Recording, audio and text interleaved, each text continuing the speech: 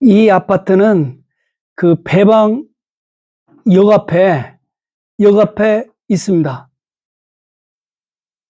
리슈빌 아파트라고. 예, 이것은 크기가 84.11평방미터. 예, 평수로 말하면 34평. 이것은 전유 부분입니다. 플러스 8 해야 아파트 평수가 나와요. 이걸 3.3으로 나누면 평수가 되는데, 이건 전유 부분이기 때문에 여기다 플러스 8 하면 아파트 평수가 나옵니다.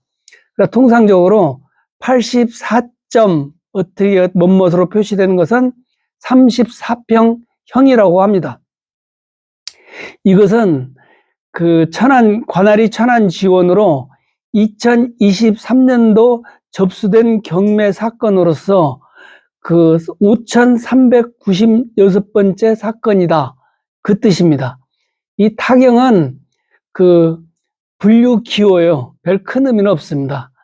이걸 보면은 그 민사니, 형사니, 그 다음에 지방인이, 그 고등법원이니, 대법원이 그런 것을 알 수가 있습니다. 자, 이것은 물건 번호를 가리키고, 물건 번호요. 이것은 그 입찰표에 그 하나일 경우는 안 써도 되는데, 우리는 무조건 쓰는 걸로, 무조건 쓰는 걸로 하겠습니다. 실제로 입찰표에 뭐 써서 손해볼 건 없으니까. 그런데 안 써서 손해보는 경우는 있어요. 그래서 무조건 쓰는 걸로 하고, 그 다음에 이 밑에 가격을 보면은 이게 3억 700만 원으로 평가됐는데, 이건 감정가격입니다. 감정가격. 그 다음에 이 밑에는 2억 1,490만 원. 이것은 최저가격. 감정가격에서 한 번 유찰될 때마다 그 30%씩 가감이 됩니다.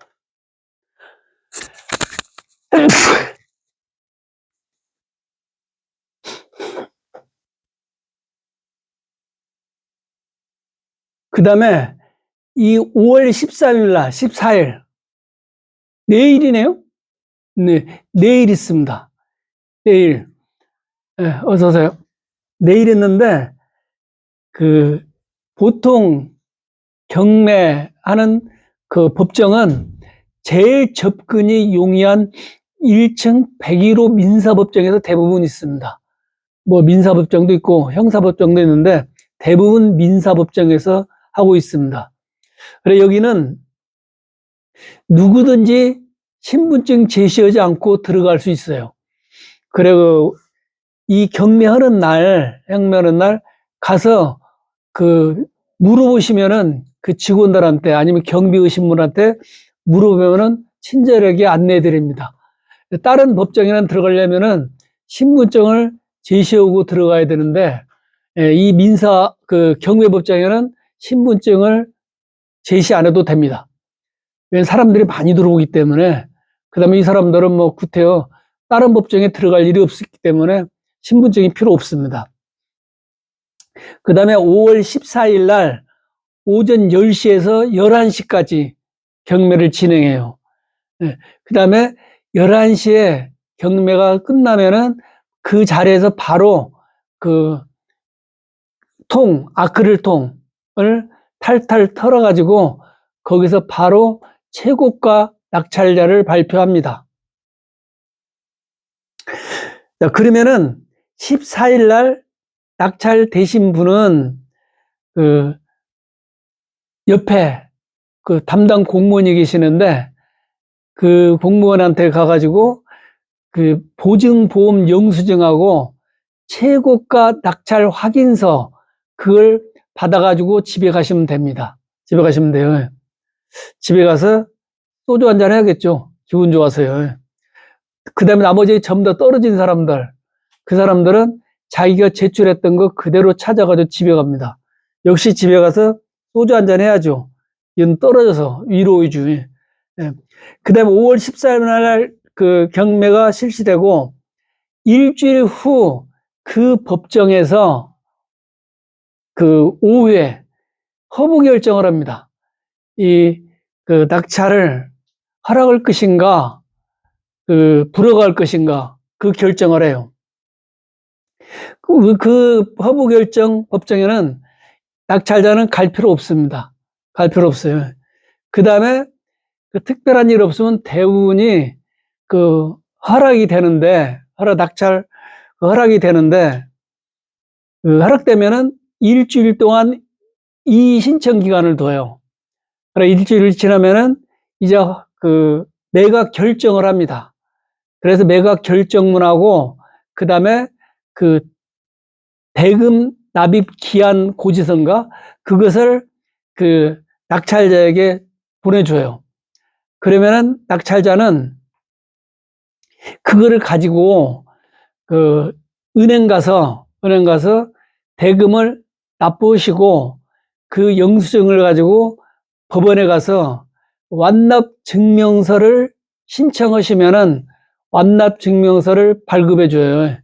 그러면은 그때 소유권이 넘어오는 거예요. 그때. 등기를 요하지 않습니다. 우리 이 법원 경매랄지 부동산 물건에 관한 그런 것들은 법원 경매는 모법이 민사집행법입니다.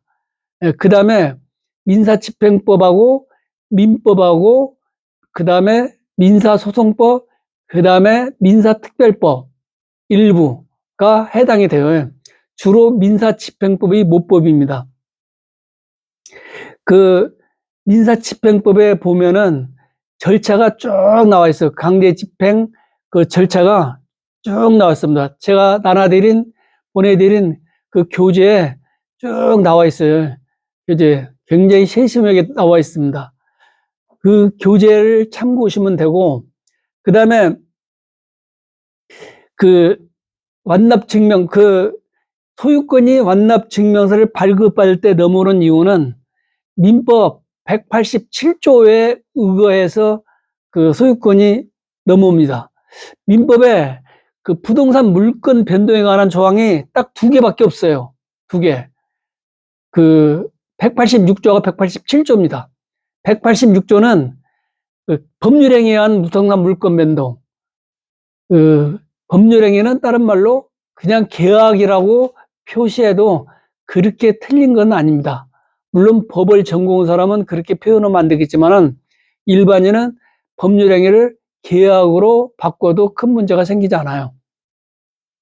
그래, 법률행위, 계약에 의한 부동산 물건 변동은 등기를 해야 성립합니다.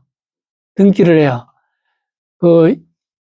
옛날 구민법, 일본 민법, 1961년 이전에는 그 조항이 어떻게 되어 있었냐면은 법률행위에 의한 부동산 물건 변동은 당사자 의사의 합치로서 이루어진다.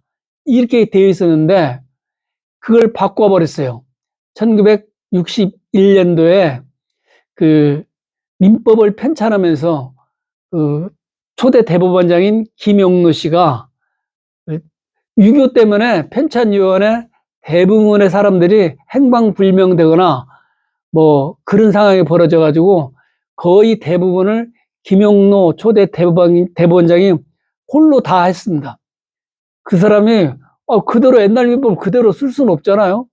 그래서 일본 민법, 우리 구민법을 그 조항을 독일 민법으로 바꿔버렸습니다. 프랑스 민법을 사용해 왔는데 일본하고 우리 구민법은요.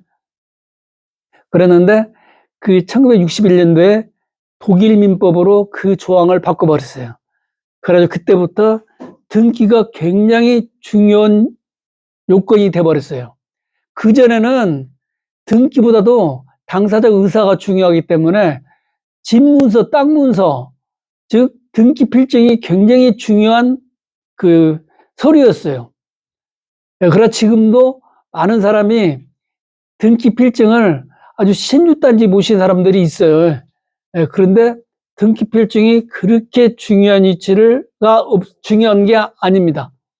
반드시 등기를 해야 돼요, 등기. 그런데 또 바로 밑에 뒤에 조항 187조는 어떻게 되어 있냐면 우리 민법에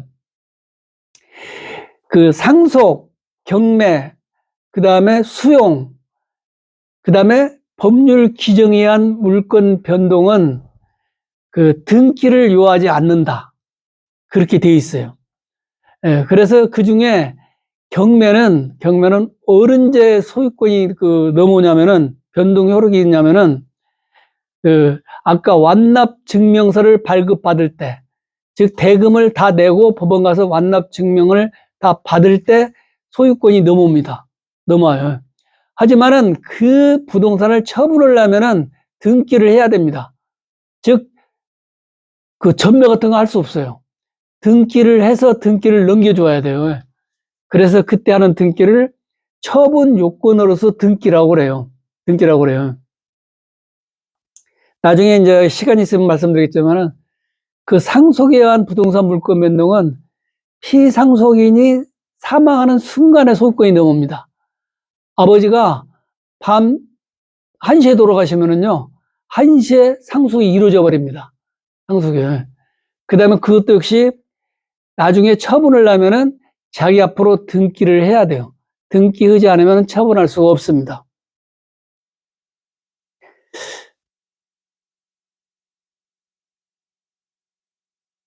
그래서 이제 그러고 난 다음에 그 돈을 완납증명원을 발급받고 그 다음에 자기 앞으로 이제 등기를 해야 되는데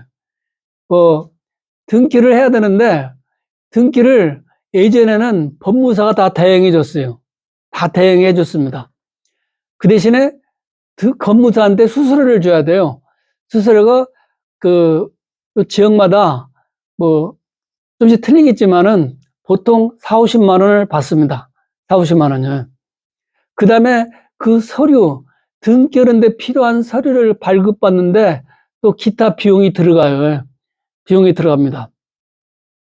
이제는 대부분이 법무사를 이용했는데 요새는 너무 잘 돼 있어가지고 시스템이 대부분 또 개인이 스스로 등기를 합니다.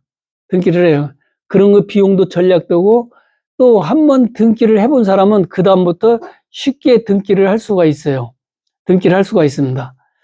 그래서 우리는 수업 순서에 따라서 등기하는 방법까지 쭉 나중에 설명을 드리겠습니다. 하나씩 이론 시간에. 자, 이 아파트는 사실 때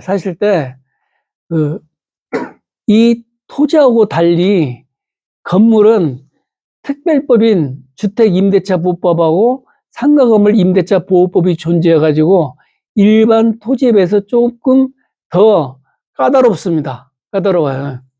그 다음에 이 법원 경매랄지 공매 같은 경우는 국가기관이 중간에 끼어 있기 때문에 사기당하거나 크게 불합리한 경우는 발생되지 않아요.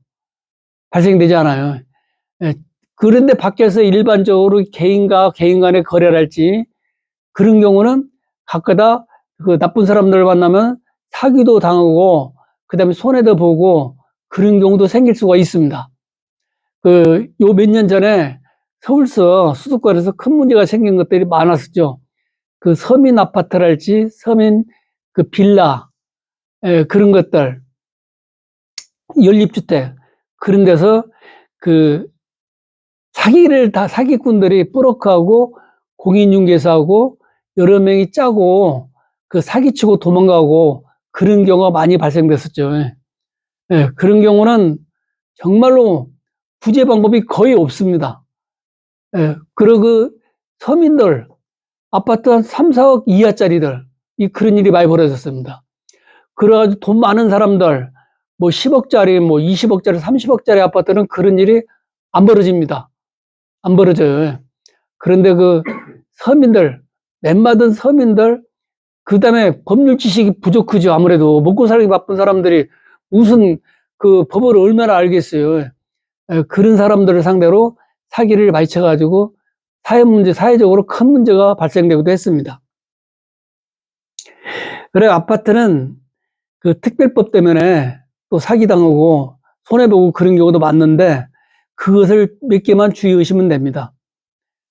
그리고 또 실제로 법원에서는 조심할 게 현실하고 법하고 좀 틀리는 게 몇 군데 있어요. 그런 경우는 그런 경우 때문에 골치 아프죠. 그래서 그런 경우를 제가 좀 설명을 드리고, 하십니다. 그 때문에 법을 몰라도 법원 경매하고 공매는 크게 손해볼 일은 없어요. 그 대신에 몇 개는 꼭 알아야 돼요. 법적으로는 손해를 안 보더라도 실제로 손해보는 경우가 생길 수가 있습니다. 그런 경우를 제가 콕 집어서 설명을 해드리겠습니다. 자, 이 물건을 분석하기 위해서는 처음에 여기를 클릭해 보시면은 이 사건에 관한 기본 정보가 싹 나오고, 그 다음에 사지도 나오고, 매각 물건 명세서, 현황 조사서, 감정평가서, 사건 상세 조회, 이런 것들이 나오는데, 이 경매는 공매가 됐든 경매가 됐든, 경매는 본인 물건 주인의 뜻과 관계없이 강제로 나오는 물건이기 때문에 일반인들이 가서 물건을 세심하게 살필 수가 없습니다. 가서 막 어떻게 왔냐고 물어보니까 나 물건 좀 보러 왔다고. 그러면 물건 주인 입장에서 굉장히 기분 나쁘겠죠. 예, 그래서 문도 안 열어주는 경우가 있고 또 물건을 방치하고 점유자가 출타적인 경우도 대부분이고, 그래서 실제로 물건을 정확하게 다 확인할 수가 없습니다. 그래서 집행관이 대신 가서 싹 조사에다가 법원에다 비치해놔요. 그게 현황조사서, 그 다음에 매각 물건 명세서, 감정평가서, 이런 게 다 첨부되어 있습니다. 그래서 한 권에 철로 되어 있어요. 그런데 예전에는 컴퓨터로 그런 정보가 한계가 있었기 때문에 우리 IT 정보가, 그래서 직접 본인이 가서 매각 물건 명세서랄지 감정평가서, 상세 조회 이것들을 이렇게 복사하거나 촬영해 오고 그랬는데 지금은 그런 것들을 전부 대부분 다 이 컴퓨터에다가 공개를 해버렸습니다. 그래서 컴퓨터만 가지고도 충분하지만은 혹시나 모르니까 또 무슨 일이 벌어질지 모르니까 부동산은 꼭 현장 가서 직접 본인이 확인하시고 그 다음에 등기사항 전부증명서도 꼭 띄어서 보시고 그 다음에 매각 전날도 혹시 변동사항 있나 없나 확인을 하셔야 됩니다. 이 투자는 본인 결정하에 본인이 책임져요. 이 법원이랄지 공매에도 그 말을 써놨습니다. 그 말을. 그래서 꼭 자기가 가서 확인하고 눈으로 보고 가서 냄새도 맡아보고 그 주위에 뭐가 있나, 뭐 공단이 있는가, 아니면은 무슨 좀 옆에 산이 있으면 뭐 축사 같은 게 또 있는가 확인해 보시고 상당한 거리에 냄새가 날라옵니다. 그래서 그런 것도 확인해 보시고 층수도 확인해 보시고 그 다음에 방향 이런 것도 확인해 보시고 가서 다 확인을 해 보시고 결정을 해야 돼요. 또 관리사무소랄지 아니면 경비원 아저씨한테 좀 여쭐 수 있는 건 여쭤보고, 그렇게 해서 자기가 수집할 수 있는 정보 최대한 수집해 가지고 결정을 하셔야 됩니다. 하셔야 돼요. 이 경매는 본인 뜻과 관계없이 강제로 지금 팔리는 그런 물건이기 때문에 하자담보 책임을 지지 않습니다. 그래 조심해야 돼요. 그런데 그래서 아파트 가서 관리소에 가서 혹시 저층 경매에 나왔던데 내가 입찰하려고 하는데 혹시 큰 문제가 없습니까? 물어보면은 또 잘 대답도 안 해주는 사람도 있겠지만은 또 저 사람이 나중에 자기들 가족이 될지 모르니까 냉정하게는 못 되겠죠. 그래서 좀 우리나라는 어다르고 아다르다고 말을 좀 자르고 하면은 마음에 들면은 속에 있는 거에 다 내줍니다. 근데 기분 나쁘면은 끝까지 그냥 안 해줘요, 대답을. 그래서 가서 최대한 잘 구슬려가지고 그 정보도 입수하시고 그래야 됩니다. 그 다음에 혹시나 이제 자동차를 사실 분은 자동차도 마찬가지예요. 이것도 자동차니 뭐 비행기니 무슨 뭐 이런 것들은 의제 부동산이라고 그러는데 동산인데 부동산처럼 취급한다 해서 의제 부동산이라고 그래요. 이것들도 하자담보 책임을 지지 않기 때문에 자기가 직접 가서 확인하는 수밖에 없습니다. 그 보관 장소에 가면은 키가 있는 것도 있고 없는 것도 있어요. 키 있는 것은 그 관리신분한테 시동 좀 걸어볼 수 있느냐 이렇게 물어보면은 그 사람이 밖에 나가시면 안 됩니다. 시동만 걸어보세요. 키를 줍니다. 예, 그 다음에 키 없는 것은 키 없다 이렇게 말씀을 해주고요. 예, 그렇게 확인을 하시고 그 결정을 하시면 됩니다. 그 다음에 여기 그 아까 포털에서 법원 경매 혹은 공매, 온비디에 들어가실 때는 회원가입을 하셔야 돼요. 그래야 모든 기능을 다 원활히 사용할 수 있습니다.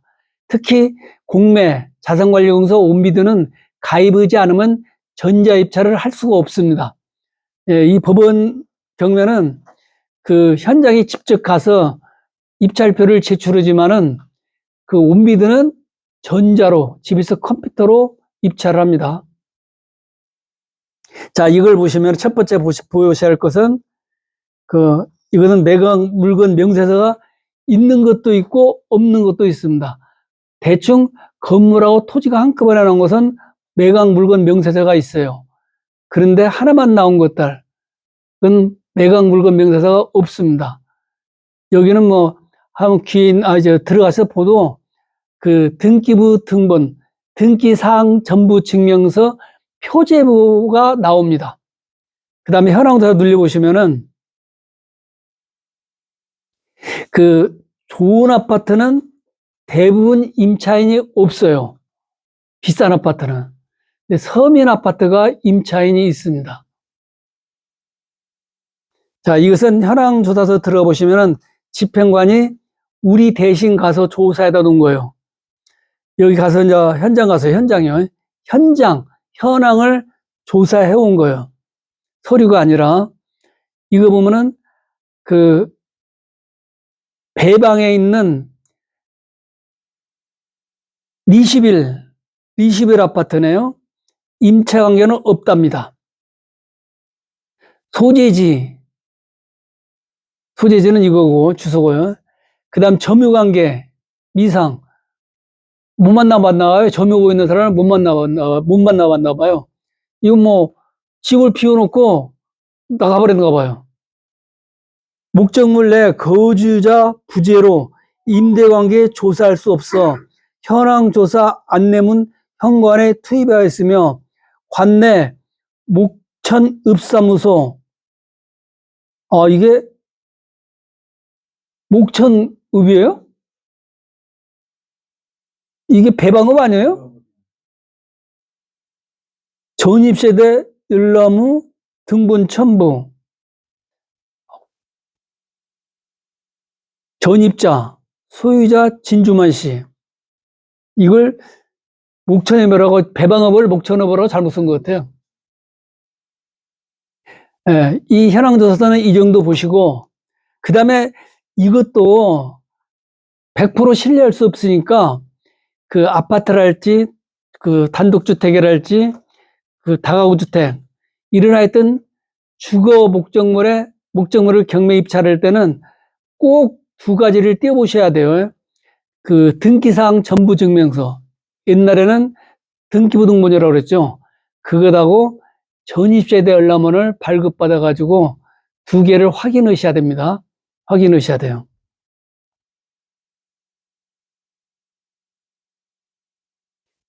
그 다음에 전입세대 열람원을 발급받으실 때는 이건 인터넷으로 안 됩니다. 인터넷으로 안 돼요. 등기부 등본은 인터넷도 되고 그다음에 무인 발급기도 됩니다.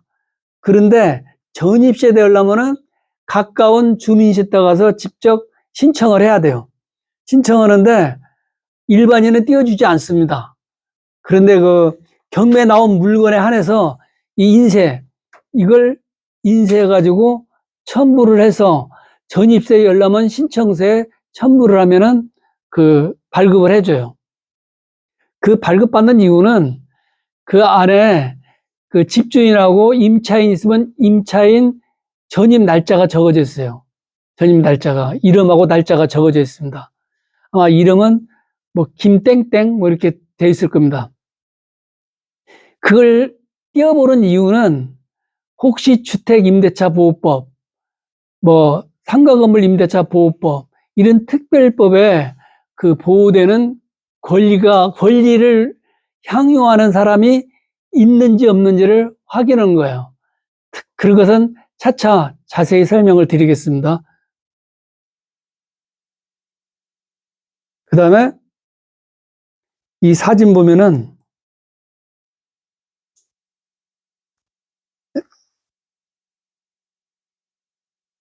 아파트가 비교적 아산서는 괜찮은 아파트 같아요.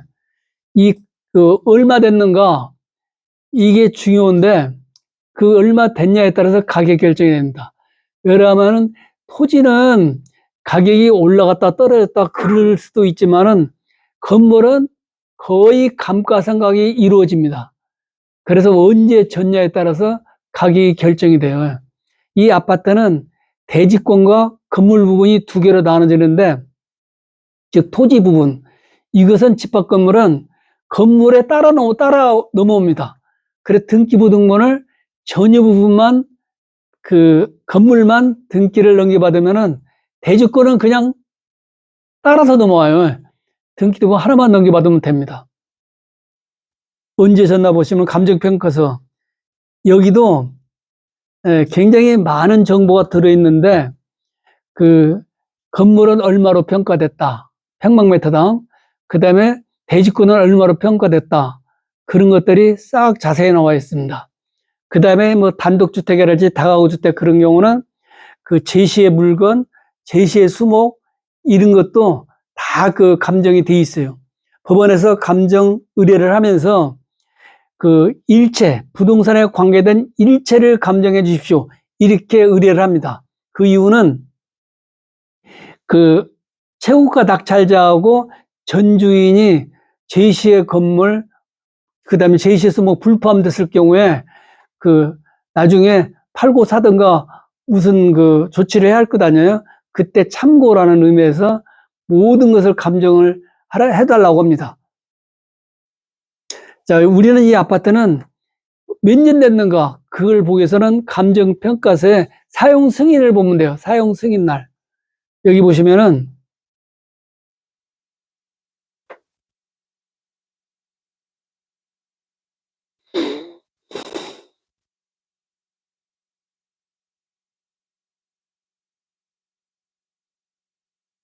네, 사용 승인일 10년 9월 15일이네요. 그러면 13년 됐네요. 14년. 13년 되면은 비교적 괜찮은 아파트입니다. 괜찮은 아파트. 13년. 보통 뭐 아파트 한 40년 가죠. 그래서 그 정도는 뭐 괜찮습니다. 그 아파트를 사실 때는, 주택이나 부동산을 구입할 때는 구입할 때도 중요하지만은 나중에 매매할 때, 매각할 때도 중요합니다. 그래서 꼭 그걸 생각하시고 구입을 하셔야 돼요. 돈이 좀 더 들어가더라도 좀 좋은 거, 얼마 안 된 거, 그걸 구입하셔야 나중에 매각할 때 쉽습니다. 쉽습니다.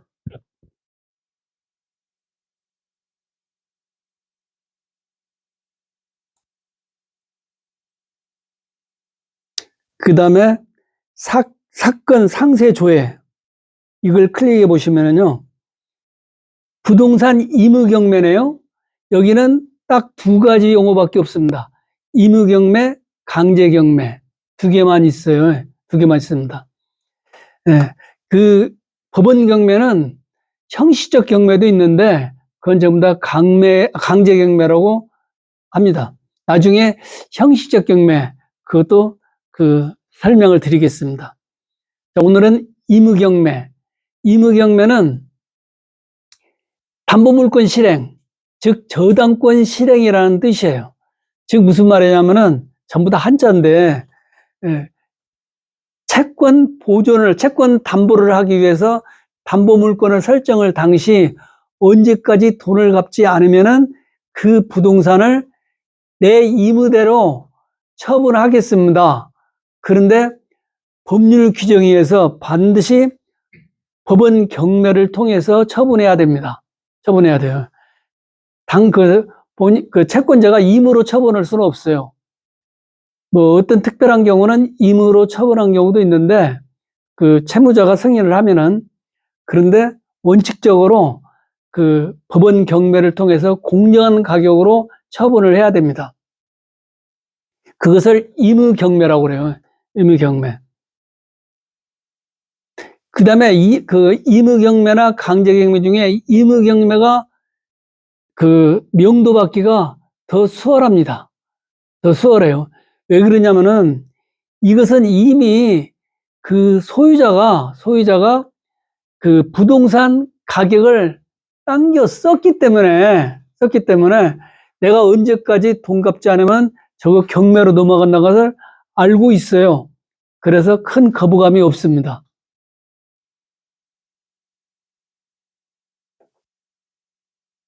그 다음에 사건 번호, 그 다음에 경매 개시결정, 그 다음에 청구 금액. 이건 채권자가 청구한 금액이에요.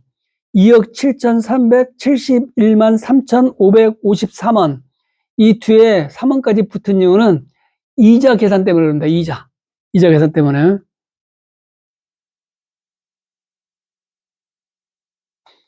그 다음에 감정 가격이 3억 700만 원으로 평가됐는데 한 번 유찰돼 가지고 2억 1,490만 원.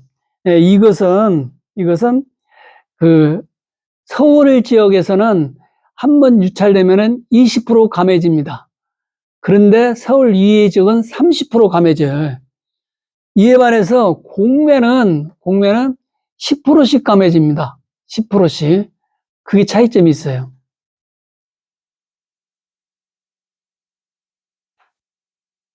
그 다음에 이 당사자 내역,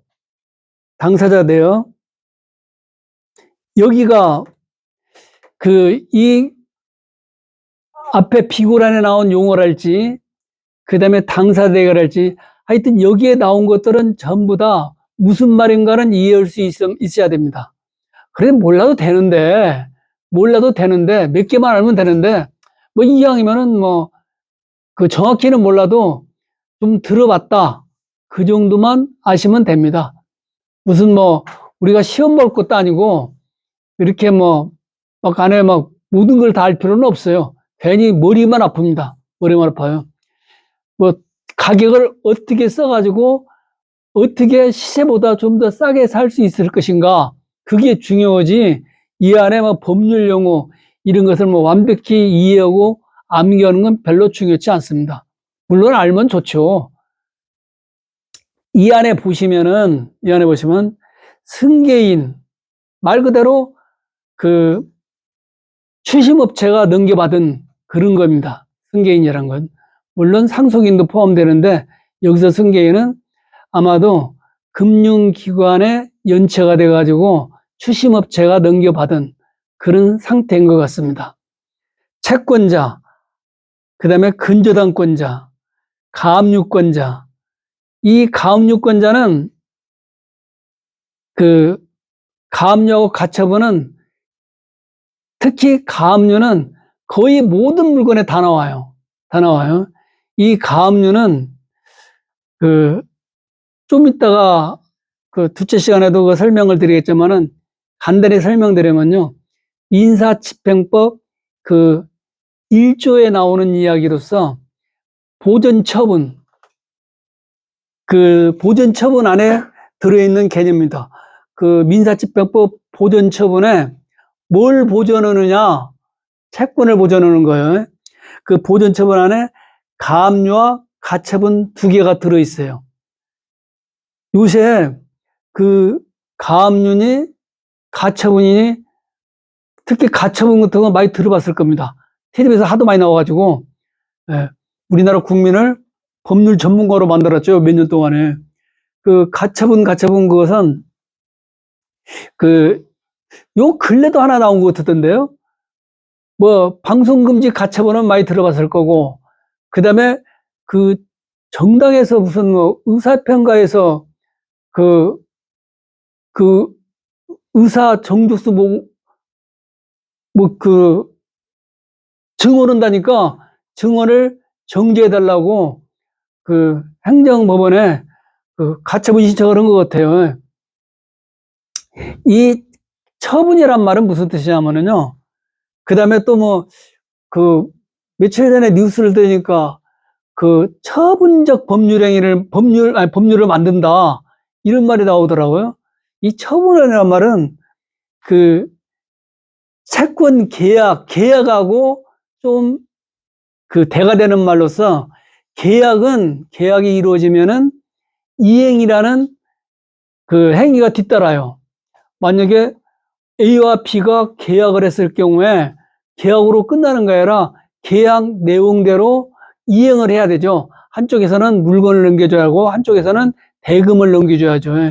그 이행이라는 문제가 따릅니다.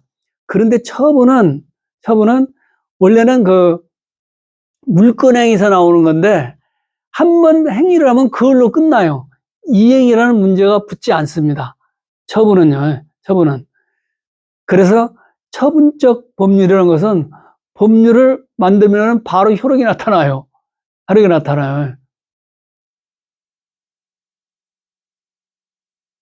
자, 이 둘째 시간에 가처분이 한 2번 나옵니다. 이 가짜가 붙은 얘기는 임시가짜, 거짓가짜인데 원래는 압류랄지 가처분, 압류랄지 그런 걸 할 수가 없는 사람에게 법원서 임시적으로 그 지위를 부여해 주는 거예요. 즉 무슨 말이냐? 만약에 제가 금전을 보존받기 위해서 아니면 채권을 보존받기 위해서 이분을 상대로 재판을 했을 경우에 재판 도중에 저분이 지게 생겼으면 다 재산을 빼돌려 버려요. 그러면은 나는 재판을 이기고도 무자력자가 돼버렸기 때문에 그 돈을 못 받고 비용도 못 받고 이중으로 손해본 경우가 생기겠죠. 그래서 재판을 하기 전에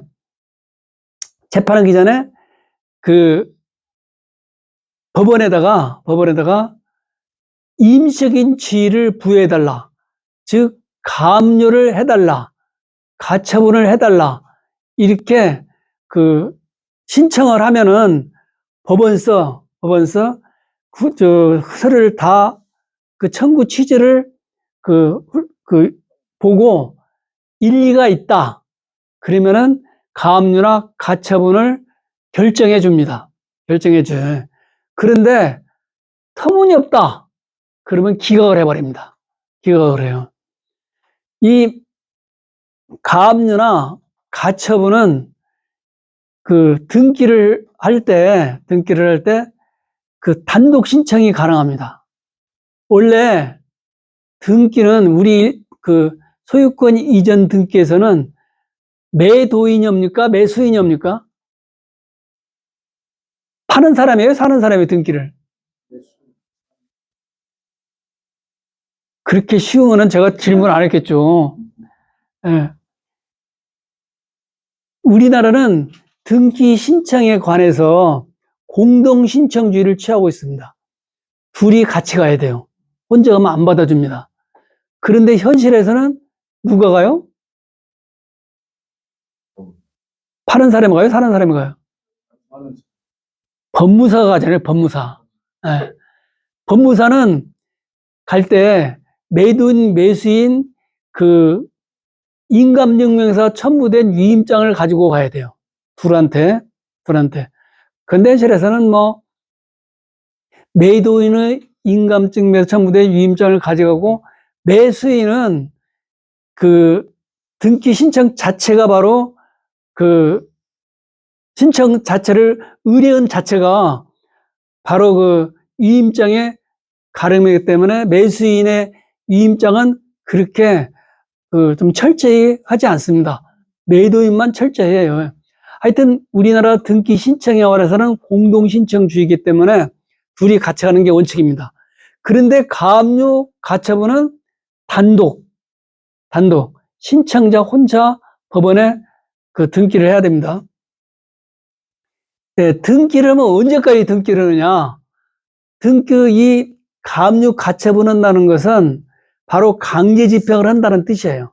그러므로 강제 집행을 할 수 없는 물건은 그 가압류 그 가처분을 받아주지 않습니다. 예를 들어서 의료기구, 그 다음에 학교의 재산, 이런 것들은 그 강제 집행 대상이 되지 않아요. 법적으로 그런 것들이 몇 개 있습니다.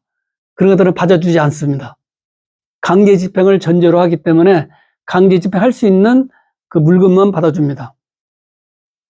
그리고 언제까지냐? 본안 판결이 끝날 때까지. 본안 판결이. 그것 때문에 이 가처분도 조심해야 돼. 그 가압류 가처분은 두 개는 똑같이 채권 보존 절차인데, 가압류는 채권 중에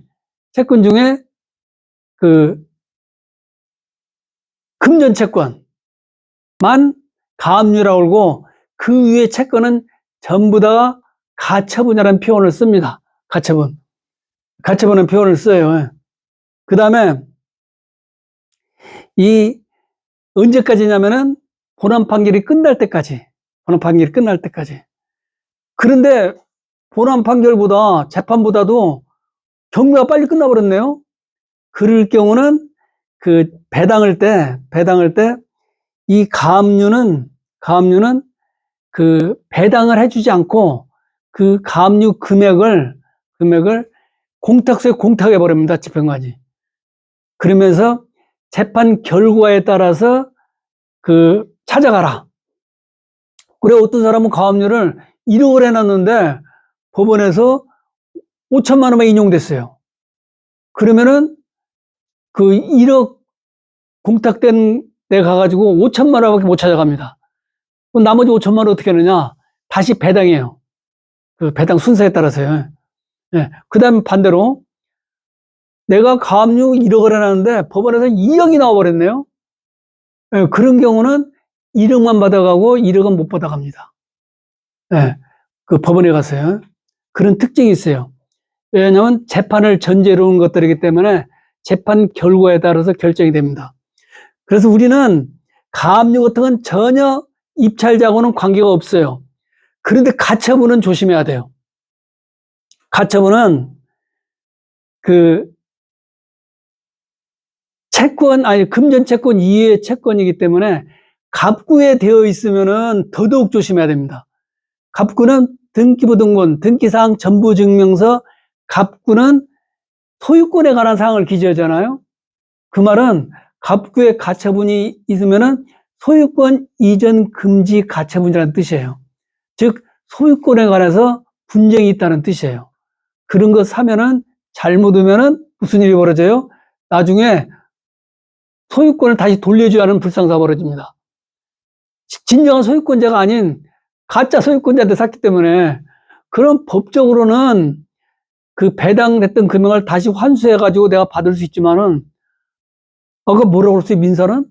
돈 없으면 못 받는다고 그랬어요. 그래서 잘못하면 못 받는 경우도 생길 수 있으니까 그런 건 굉장히 조심해야 된다. 그리고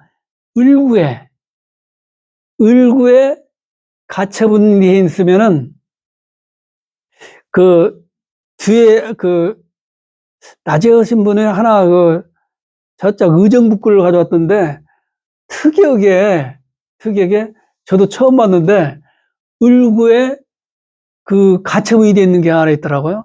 무슨 가처분이냐면은 그 1순위가 근저당인데 근저당을 가짜로 했답니다. 즉 채권자를 해할 목적으로 그 채권을 면탈을 목적으로 그 가짜 근저당을 설정했다. 그래서 그 근저당, 사회행위로 인한 근저당을 취소해달라. 이렇게 가처분 신청을 했더라고요. 을구에 있는 것은 지네끼리 이야기니까 우리 소유권을 팔고 사는 우리하고는 크게 관계가 없어요. 네, 그런 것들은요. 그리고 이 법원 경매나 자산관리공사 공매는 전문가들이 여러 번에 걸쳐서 감정을 해놓고 평가를 해놨기 때문에 누구한테 일방적으로 불리하거나 유리하는 경우는 없습니다. 예, 법의 최고의 생명은 공평이에요, 공평이에요. 누구한테 유리하거나 불리하면 안 됩니다. 누구한테 유리하거나 불리하다는 것은 뭔가 빠졌다는 뜻이에요. 자, 그래, 가처분, 가압류는 또 한번 다음 기회에 나오면은 또 설명을 드리겠습니다. 그 다음에 배당 요구권자, 교부권자. 이 교부권자는 국가기관입니다. 국가기관. 네, 대부분이 세금인데, 교부권자는 저 사람이 세금이 밀렸습니다. 그 세금 좀 주십시오. 그럼 세금은 발급 날짜가 중요합니다. 그 물건하고 순서에 따라서 물건 설정 날짜하고 세금 발급 날짜하고 따져가지고 선을 따져요. 세금은 굉장히 국가가 운영되려면 중요한 자원이기 때문에 특별히 취급을 합니다. 그 다음에 이제 당해세 같은 경우는 1순위로 배당이 되는데 2003년도 4월 달인가 서울에 많은 전세 사기랄지 막 임대차 사기 막 이런 것들 때문에 그게 하나가 바뀌었습니다. 다음은 얼마만큼이라도 도움을 주기 위해서 당해세를 1순위로 배당을 할 것이 아니라 당해세도 대항력과 우선 변제권이 있는 임차인이 있는 경우에는 임차인과 당해세의 전입 날짜와 당해세 발급 날짜, 그걸 기준으로 해서 전입 날짜가 빠르면은, 그러니까 대항요건이 빠르면은 그걸 먼저 우선하고, 임차 보증금이 우선하고, 당해세가 발급 날짜가 뒤에 있으면은 전입 임차인에게 대항하지 못한다. 이렇게 바뀌었어요. 옛날에는 무조건 당해세는 1순위로 배당받았거든요. 그런데 법이 2003년도에 바뀌었습니다. 그래서 법들이 자꾸 바뀌고 그러기 때문에 꼭 확인을 하셔야 됩니다. 그래 밑에 이 법원 경매나 공매도 이런 문구가 들어가 있어요. 제공된 정보가 실제 매각 물건 정보와 일치하지 않거나 정보 제공이 이후에 중요한 변동사항이 생길 수 있으므로 매각 물건의 내용은 법원에 비치된 물건 명세서, 현황조사서, 감정평가서를 열람하는 등 반드시 재확인한 후에 입찰에 참가하시기 바랍니다. 그러니까 다른 말로 네 신세 네가 알아서 해라. 그 뜻이에요.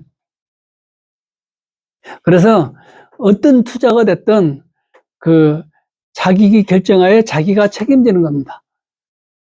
그런데 그나마 법원 경매하고 공매는 국가기관, 공신력이 있는 국가기관에서 하는 행위이기 때문에 그렇게 큰 피해가 오지 않습니다.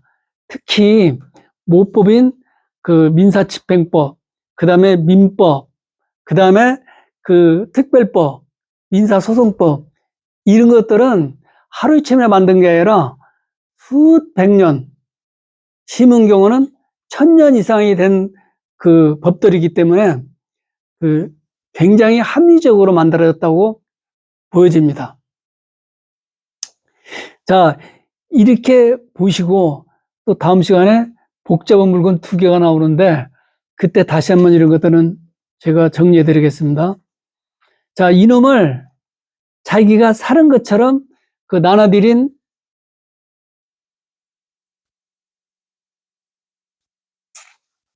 이거 기립첩에 안 받으신 분.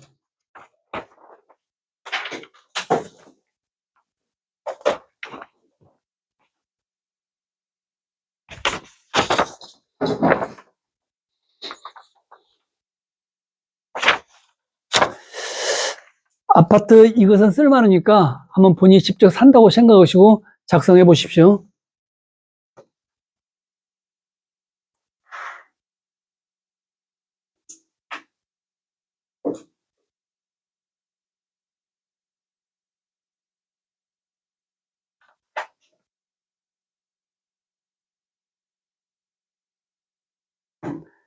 낮에는 이게 물건이 안 나왔었는데 그 몇 시간 차에 다시 또 업로드 했나 봐요, 이걸.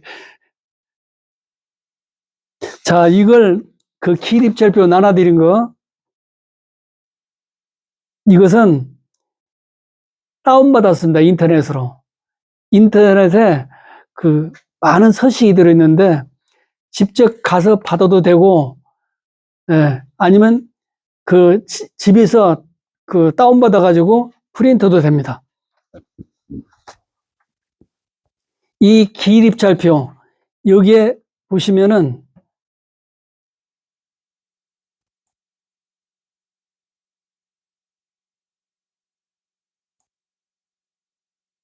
자, 현실에서는 입찰표가 두 개 있어요. 기간 입찰표, 기일 입찰표. 그런데 실제는 기일 입찰만 하고 있습니다. 기간 입찰은 하지 않아요. 왜 그러냐면 담합의 염려가 있기 때문에 언제에서 언제까지 작성해서 서로 제출하면 되는데 야, 너 얼마 썼냐? 그래, 이번에는 네가 받고 다음에는 내가 받자. 뭐 이런 식으로 담합을 할 염려가 있기 때문에 이것도 사람이 만들다 보니까 그런 맹점들이 전부 다 존재합니다. 그런데 머리 좋은 사자 들어간 사람들이 그런 걸 굉장히 이용을 해가지고 그 금전을 갈취하거나 이득을 보는 경우가 더러 있어요.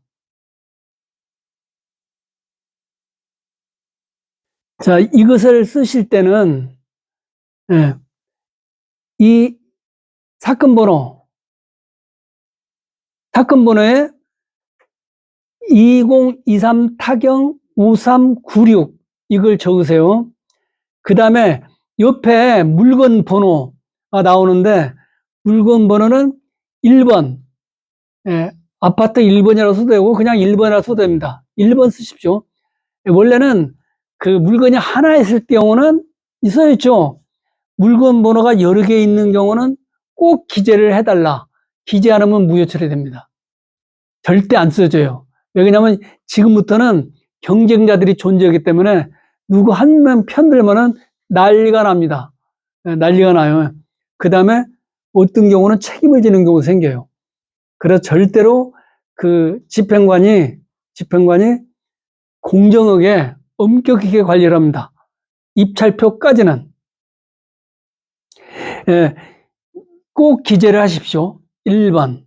그 다음에 밑에 입찰자, 여기에 성명 쓰시고, 이는 도장을 찍는 경우도 있고, 사인을 하는 경우도 있습니다.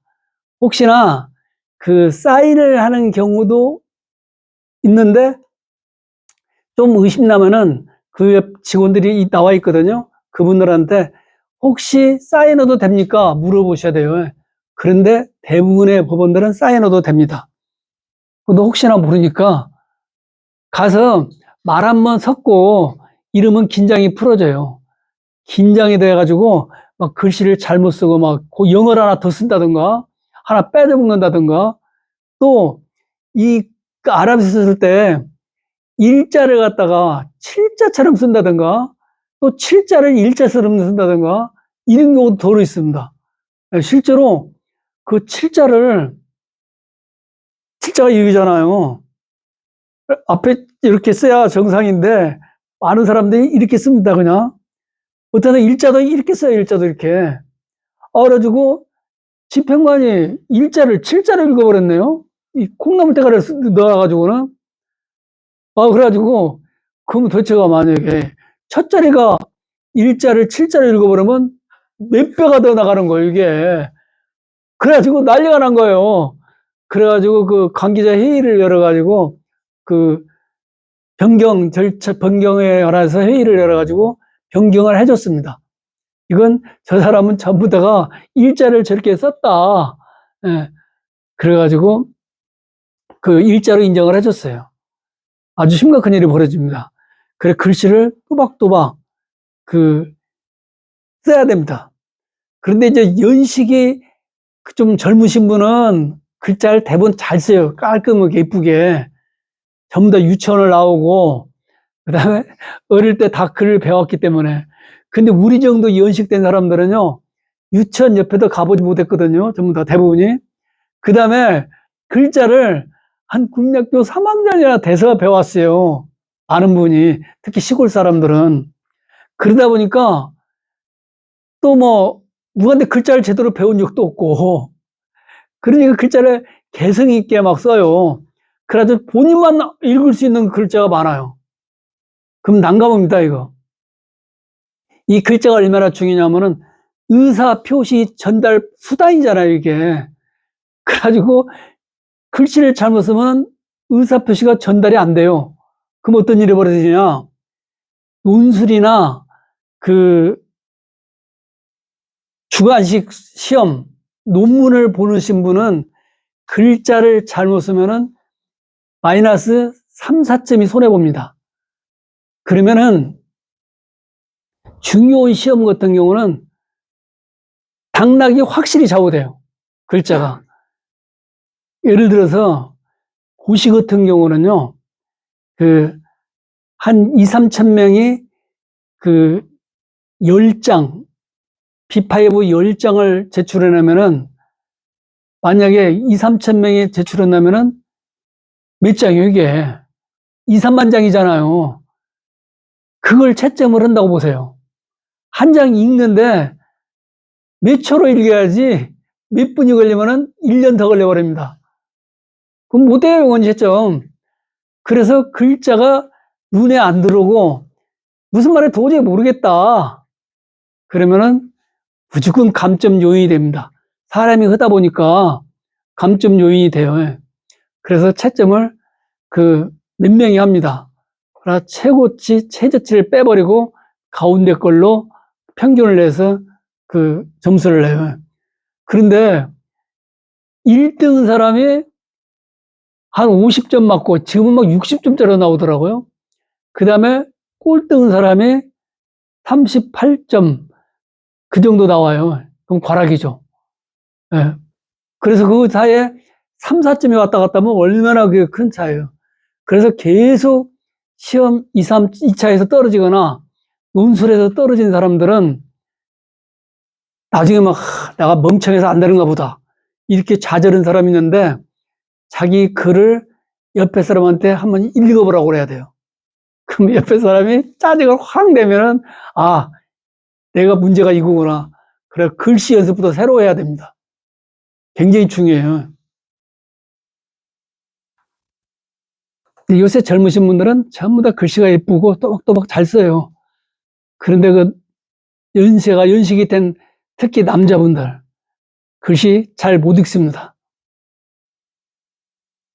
글씨만 봐도 대충 알아요. 연식이 어떻게 됐는가. 자, 그 다음에 이거 본인 쓰고, 예. 그 다음에 대리는 우리는 안 쓰는데 대리는 만약에 관계가 뭔가 본인과 관계 뭐 부모다, 형제다, 뭐 친척이다, 아니면 뭐 이렇게 쓰면 되는데 이 대리인이 있는 경우는요 반드시 본인의 인감증명서가 첨부를 시켜야 됩니다. 인감증명서 첨부 안 되면 무효예요, 무효.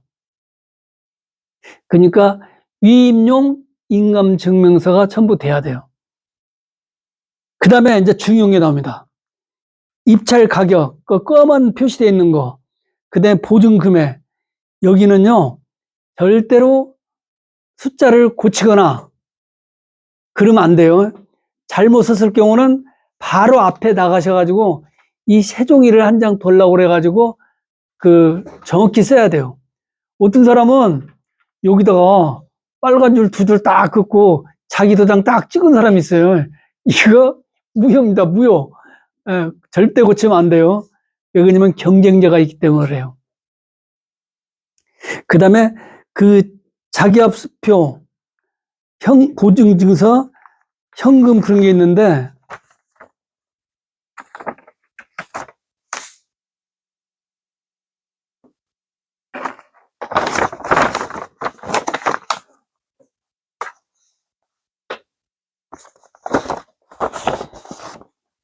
자, 이 입찰 봉투, 그 다음에 입찰 보증금 봉투, 그 다음에 기일 입찰표, 이 세 개 쓰란 대로 다 써가지고 여기다 넣어야 돼요.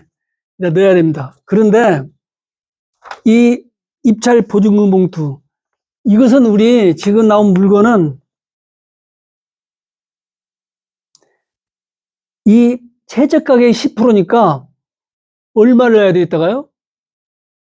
2,149만 원. 이게 들어가겠어요? 안 들어가겠어요, 이거? 이거 10,000원짜리 들어가면 몇 장 들어가겠어요? 5만원짜리 들어가면 몇 장 들어가겠어요, 이거? 그래서 전날 아니면 아침에 가까운 금융기관 가서 이 자기합수표를 꼭 바꿔야 됩니다. 자기합수표. 이 10%를 자기합수표 끊어가지고 여기다가 미리 가져와야 돼요. 그런데 공매는 자기가 쓰는 가격이 10%예요. 법원 경매는 혹시 옆에 사람한테 떨킬 염려가 있기 때문에 누구나 전부 다 최저가격이 10%예요. 자기가 쓰는 가격이 아니라. 그런 이유가 만약 옆에 보니까 예전에 경매법에서는 자기가 쓰는 가격이 10%인 적도 있었어요.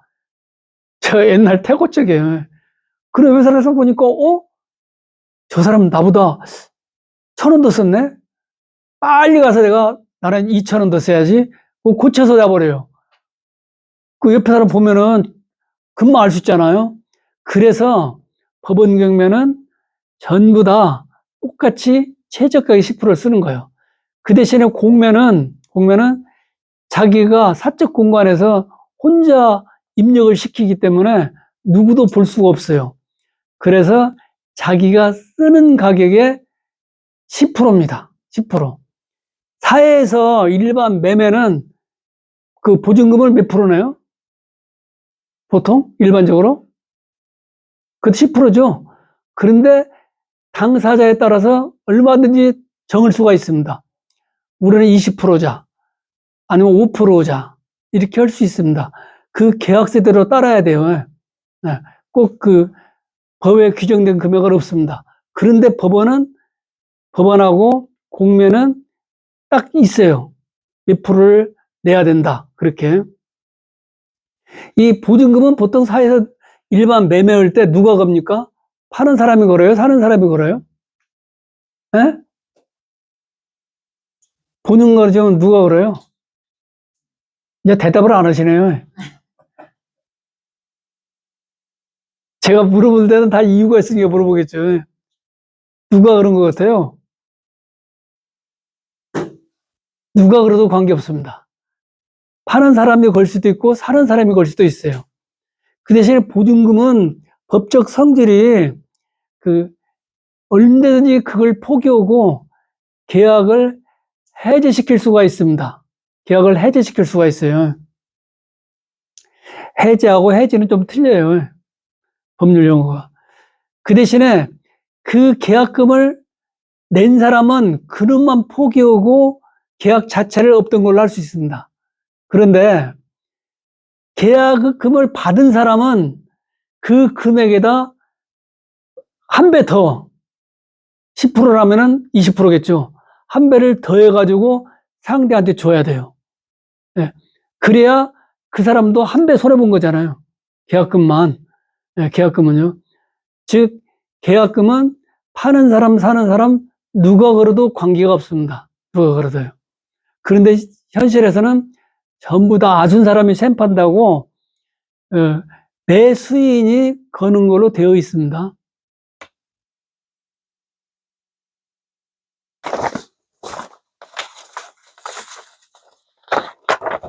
자, 다 쓰시면은 제가 앞으로 내주십시오. 그러면 확인하고 다시 돌려드리겠습니다.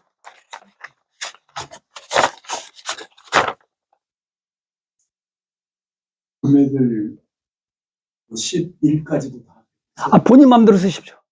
보증금이요? 아니요. 입찰 가격이요? 그럼 본인이 알아서 쓰는 거죠.